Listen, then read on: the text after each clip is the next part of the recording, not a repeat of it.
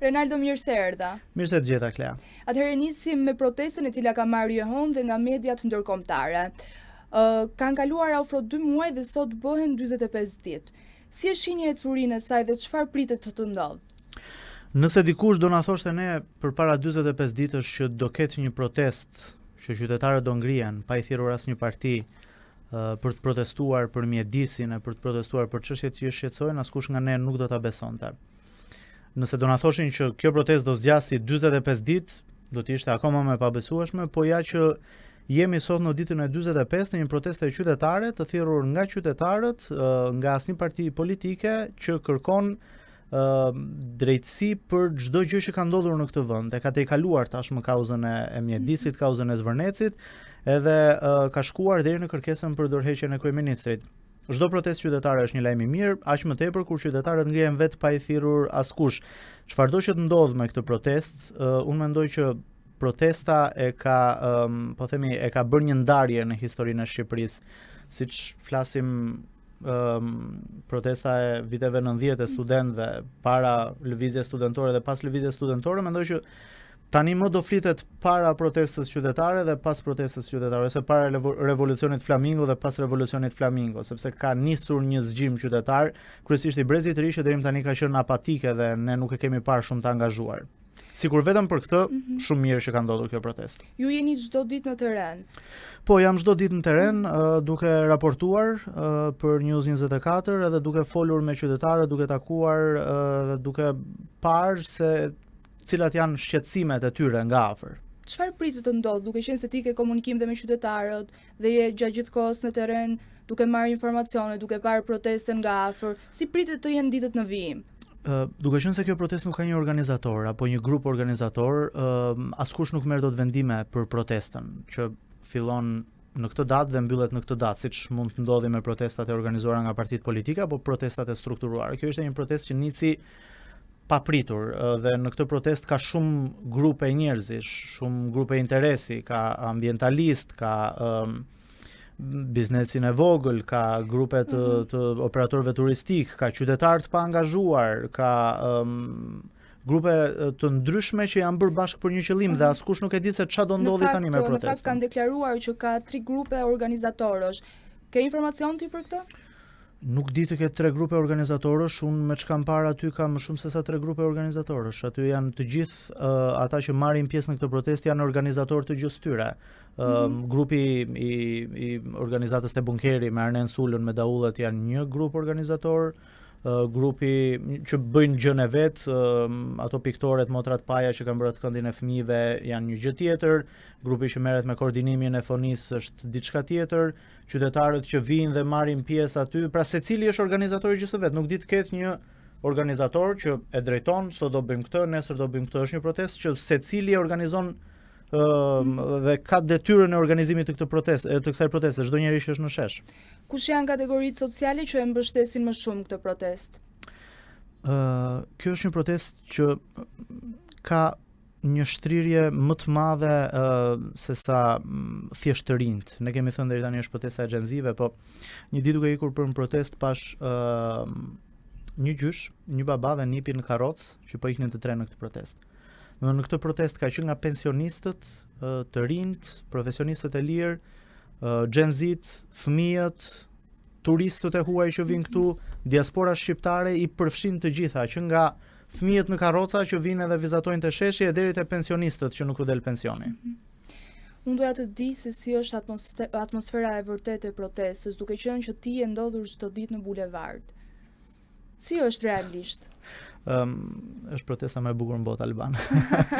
Është, jo, me të vërtetë është një protestë shumë e bukur. Është një protestë pozitive, protestë paqësore. Sheh vetëm fytyrat të qeshura, sheh vetëm njerëz të lumtur për atë gjë që po bëjnë, se secili e ndjen si pjesë të gjës së vet atë protestë. Fëmijë që vizatojnë, që shkruajnë pankarta aty dhe i ngrejnë Gen Z me pankarta kreative të moshuar, është një çift të moshuar që madje që mbulohen kështu, dhën një pankart para, një pankart mbrapa dhe një pankart e mban kështu ajo zonja që edhe ajo është shumë e bukur. Dhe ka shumë personazhe kjo protestë. Ka të djalin që tund flamurin, është një djalë me flamingon që e mban sipër kokës, është një djalë që mban atë tabelën e gjatë gjithkohës që e tund gjatë marshimit. Të gjithë këto element dhe fakti që kjo është një protestë paqësore, qytetare e bën një protestë shumë të bukur dhe shumë demokratike. A mendon se do lodhen? Nuk mendoj që do lodhen. Dgjoj, lodhja është të gjithë me të gjithë ata që kanë biseduar, thonë që jemi lodhur, u zgjat, po të gjithë ata që vinë në këtë protestë e ndjejnë si detyrim për të ardhur aty. Nuk e shohin si një, po themi si një punë për t'u bërë, po e shohin si detyrim moral ndaj shoqërisë, ndaj fëmijëve të tyre, ndaj atyre që kanë dalë, ndaj shokëve të tyre. Më tha një ditë një miku im që është marrë gjatë me këtë protestë. Sot isha të mos vija, tha se isha i lodhur, po vajti ora 6 edhe se ç'po ndjeja këtu, tha, edhe u vesha dhe dola, tha. Atëherë unë doja të dija përputhet me ato që shohim në rrjetet sociale, sidomos kur vetë kryeministri ka folur për ndikimin e algoritëve në perceptimin e protestës. Kushdo që ka dyshime le të vite shoh protestën, nuk është se është një gjë që ndodh shumë larg, ajo ndodh çdo ditë në qendër Tiranës dhe kushdo mund vita shoh se çfarë ndodh në atë protestë. Në këtë rast algoritmi pasqyron atë që ndodh në protestë, nuk krijohen grupet edhe turmat e mëdha të njerëzve me AI apo pankartat me AI. Çdo gjë që ndodh në shesh e pasqyron algoritmi, e pasqyron rrjetet sociale. Pra rrjetet sociale pasqyrojnë atë që ndodh në protestë. Nëse në rrjetet sociale protesta është e bukur, kreative, masive, ashtu është edhe në shesh. Atëherë duke qëndruar tek kryeministri Edi Rama në një intervistë për Euronews Serbia, e cilësoi si crazy shit pretendimet që janë ngritur në opinionin publik lidhur me projektet e qeverisë në zonat e mbrojtura. Si mendon, ishte një mënyrë për të sqaruar situatën apo për të minimizuar debatin? Dgjoj, është taktika e njohur e kryeministrit kjo që përdor nga këto fjalët karem për të tërhequr gjithë vëmendjen e audiencës tek këto fjalët, siç u morën gjatë edhe me atë fuck you që kryeministri tha në një tjetër intervistë, dhe u shkëput vëmendja nga thelbi. Është strategji e njohur kjo që nëse do të tërheqësh vëmendjen nga thelbi, thuaj diçka dhe njerëzit do merren me atë që thua, jo me atë që po ndodh. Edhe diaspora është bërë pjesë e protestës. Po, ka shumë qytetarë nga diaspora që vinë në këtë protestë.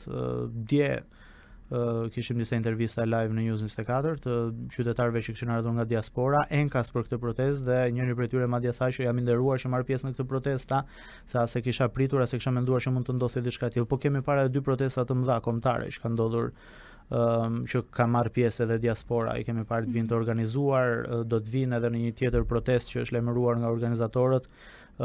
Sot gjithashtu ka patur një tjetër protest në Bruksel në mos gaboj, ku është një mbledhje, një konferencë ndërqeveritare, është lajmëruar dje nga një prej folësve në protestë që do të ketë një protestë të shqiptarëve edhe atje. Po e mira e kësaj proteste është që nuk është fokusuar vetëm në Tiranë. Diaspora ka protestuar atje ku ka qenë, në kryeqytetet kryesore europiane ka patur protesta përpara përfaqësive diplomatike, para ambasadave, në sheshet kryesore të qyteteve, që në Australi, në Kanada, në Amerikë deri në vendet europiane. Duke parë situatën përtej përplasjes politike, apo rritet mbështetja ndaj protestuesve apo mendoni se pjesëmarrja ka hyrë në një fazë tjetër? Dgjoj, ajo është një protestë e pa organizuar në kuptimin që nuk ka struktura partie që ta mbushin, që të vinë me autobusa nga qytetet. Është një protestë që është protesta e qytetarëve, e asaj pjese që ne deri tani kemi quajtur elektorati gri. Dhe sigurisht që ndoshta gjatë verës mund të ketë një rënje të numrit. Njerëzit largohen, ikin me pushime, studentët kanë ikur, kanë mbyllur sezonet e provimeve, punëtorët sezonal të rinj kanë ikur që punojnë në bregdet, dhe është normale që të ketë një ulje të numrit të protestuesve, po më shumë se sa çështje numrash në shesh, unë mendoj që kjo është çështje mesazhi. Vazhdimësia e kësaj proteste është ajo që e jep mesazhin më të mirë. Qytetarët vazhdojnë protestojnë çdo ditë.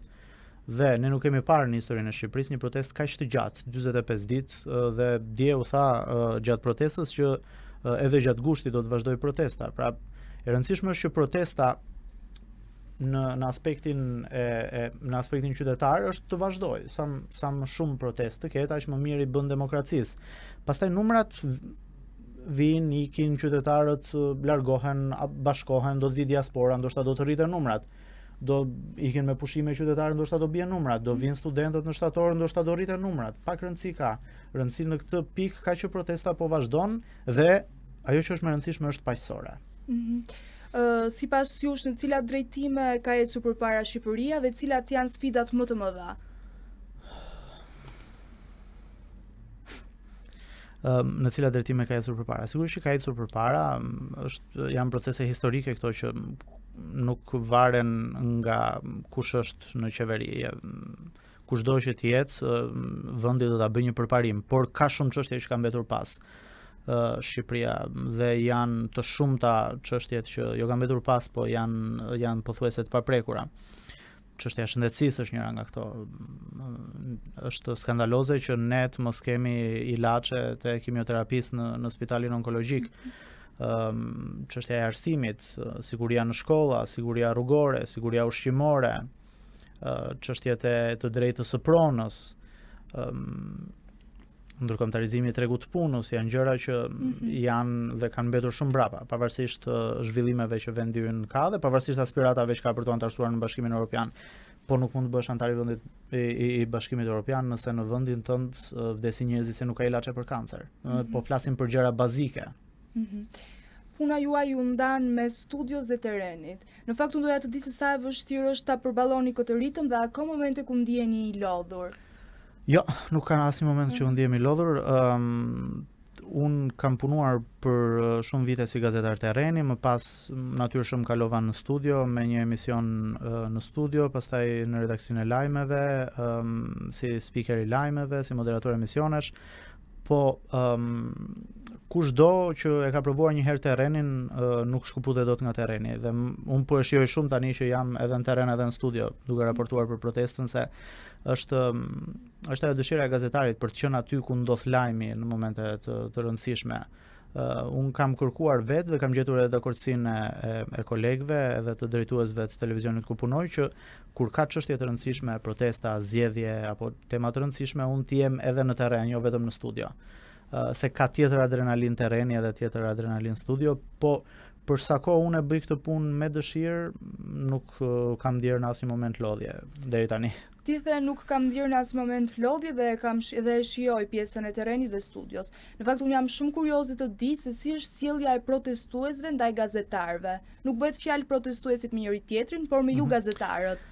Ka patur në fakt një thirrje bojkotoni mediat, por është e kuptueshme edhe irritimi i qytetarëve me mediat, po kanë ditur ta bëjnë këtë ndarjen e gazetarëve nga media. Ka patur edhe disa incidente me kolegë të televizioneve të ndryshme, po që janë sporadike. Përgjithsisht në një protestë ku janë 150-200.000 veta, një apo dy incidente për mua janë të parëndësishme, megjithse tregojnë shumë edhe për mënyrën se si perceptohet media nga qytetarët, se sa larg është media nga ajo që duan të shohin qytetarët, një pjesë e medias. Megjithatë, duhet të thënë që protesta ka shumë, po themi shumë kategori njerëzish, jo të gjithë e kuptojnë siç duhet edhe rolin e gazetarit në terren. Megjithatë, incidentet kanë qenë të vogla. Cili ka qenë incidenti gjatë këtyre 45 ditëve protestë? Cili ka qenë momenti më i vështirë? Asnjë, s'kam pasur asnjë incident gjatë këtyre 45 ditëve. Sigurisht ka patur disa thirrje që media është kështu, media është ashtu, po i kam sqaruar pas raportimit edhe me qytetarët edhe nuk kam patur një incident, si më thonë që të më vinë siç ka ndodhur edhe me kolegë të tjerë dhe ne kemi reaguar edhe si pjesë e asociacionit gazetarëve për incidentet që kanë ndodhur edhe madje edhe protestuesit, organizator, grupi koordinator i protestës, si më thënë ata që kanë fjalën në mikrofon, kanë bërë thirrje që gazetarët të mos preken dhe të respektohen në bërjen e detyrës tyre. Okej, me që përmendëm organizatorët, kanë dalë shumë fjalë, domethënë shumë lajme, nuk e di sa janë të vërteta, por dua të pyes ty konkretisht. Ti si gazetar 45 ditë ke qenë në terren për të informuar publikun në lidhje me protestën. Ke vënë re ndonjë organizator? E thash, ka shumë grupe organizatorë, nuk ka vetëm një. Ne duam patjetër që të gjejmë një njeri, një grup njerëzish. Aty ka shumë grupe. Janë grupet ambientaliste, PPN-a, organizata që e ka nisur këtë betejë, janë grupet e aktivistëve për drejtat e njeriut, janë protestuesit që janë aty në shesh, dhe grupet të ndryshme interesi që janë bërë bashkë në këtë protestë. Sigurisht që ka një grup koordinator që ne e kemi parë që është edhe më aktivi, ai që e ka nisur edhe këtë protestë, që po merret me çështjet e organizimit, marrjes së lejes në polici, të koordinimit të fjalimeve në këtë, po edhe vetë ata gjatë fjalimeve të tyre kanë thënë që ne nuk jemi organizatorë të kësaj, ne jemi si më thënë për të facilituar dhe për të ndihmuar organizimin e protestës, por protesta nuk varet as nga ai grup as nga grupet tjera. Protesta varet tashmë vetëm nga qytetarët. Ka grupe që secili bën pjesën e vet në këtë protestë, por nuk ka një grup, si më thonë, që nëse ai grup do dalë do thotë protesta mbaron nesër, protesta të mbyllet. Edhe nëse dikush, kushdo nga këto grupe, qoftë grupi i koordinatorëve që merren me mikrofonin edhe me gjërat e tjera, qoftë grupi ambientalistëve apo kushdo të dalë thotë nesër mbaron protesta, unë jam i bindur që protesta nuk do të mbyllet. E kuptoj. Atëherë kur mbyllet edicioni informativ dhe fiket mikrofoni, kush është Rinaldo në të vërtetë? Një njeri si të gjithë ne që duhet marrë makinën, të rrinë trafik, të ikën në shtëpi, të bëj pazarin, të gjejë në një market hapur kur ka edicionin e fundit lajmeve, të blej diçka. Një njeri i zakonshëm që bën një jetë si çdo njeri tjetër. E shihni veten gjithmonë në gazetari apo një tjetër sfidë profesionale? Jo, gjithmonë e kam parë në gazetari, nuk më ka interesuar asgjë tjetër përveç gazetarisë. Politika jo, po as ndoshta në një të ardhme të largët mund ta shoh veten në mësimdhënie, por duhet që të kaloj shumë vite në këtë profesion që të mund të di edhe unë çfarë t'ju them studentëve. Po është një dëshirë imja që ndoshta në një të ardhme mund të jem lektor gazetaria apo diçka që lidhet me mësimdhënien, po gjithmonë te gazetaria. Si gazetare e keni ndjerë ndonjëherë presion gjatë raportimeve të këtyre javëve, qoftë politik, qoftë institucional, apo dhe nga vetë qytetarët? Jo, me thënë drejtën, nuk kam ndjerë. Nga qytetarët ka gjithmonë presion, se qytetarët gjithmonë kërkojnë më shumë nga media. Në protestat që janë masive, të gjithë duan kur shohin një mikrofon aty secili do që të vijë dhe të flasi, po koha televizive është e limituar dhe nuk mund të flasin shumë gjatë.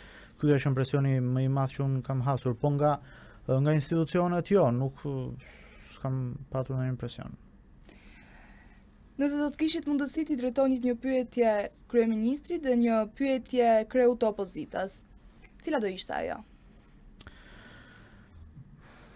Pyetja që do t'i drejtoja kryeministrit është pas gjithë kësaj që ka ndodhur, kush kamera?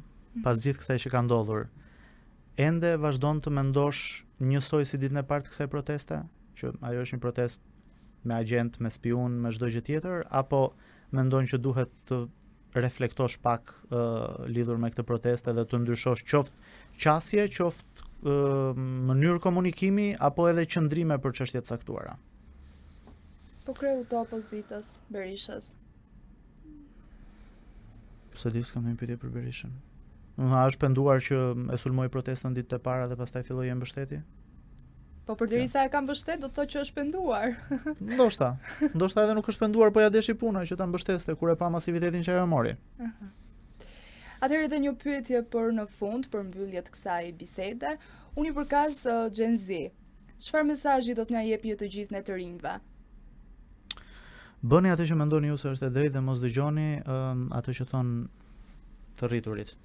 Këtu mesazh ju jap edhe studentëve, edhe grupit të studentëve që janë aty në protestë dhe vinë nga që më kam parë në ekran ose më kam parë aktiv gjatë protestës, vinë edhe më pyesin çfarë duhet bëjmë për këtë, çfarë duhet bëjmë për atë, dhe ju them mos pyesni asnjëri, bëni atë që mendoni ju që është e drejtë. Këtë mesazh kam për Gen Z-n, bëni atë që mendoni ju se është e drejtë, mos pyesni shumë se çfarë ju thon prindrit, çfarë ju thon të rriturit. Nëse ju e ndjeni se kjo është gjë e drejtë, bëjeni. Unë falenderoj shumë për kohën. Faleminderit. Edhe për mua ishte shumë kënaqësi. Në protesta dhe në terren. Falenderoj. Edhe ty shumë suksese me këtë format, edhe shihemi në terren në protestë. Të falenderoj. Ju pëlqeu kjo video? Atëherë bashkohuni me ne. Na ndiqni në Instagram, Facebook dhe TikTok dhe bëni subscribe në YouTube. Klikoni like dhe share dhe aktivizoni njoftimet për të mos humbur asnjë video të re. Faleminderit për mbështetjen.